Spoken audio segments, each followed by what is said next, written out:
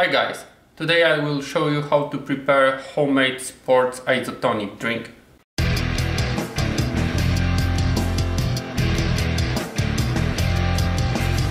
We are starting preparing our homemade sports isotonic drink. All we need is 1 lemon. We must squeeze the juice. The same with the orange. Gently roll them before squeezing. Now we need 2 tablespoons of honey, 2 tablespoons of apple vinegar,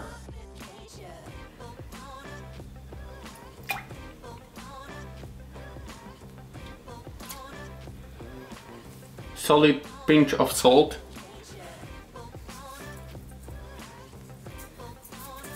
whisk everything together, put some water,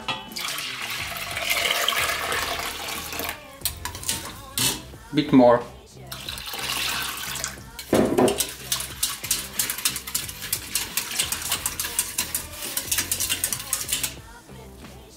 and that's all. Our sports isotonic drink is ready. As you can see, there is nothing complicated in this recipe. One important thing is apple vinegar. It helps us to stay, I don't know how to say, maybe not thirsty. And that's all.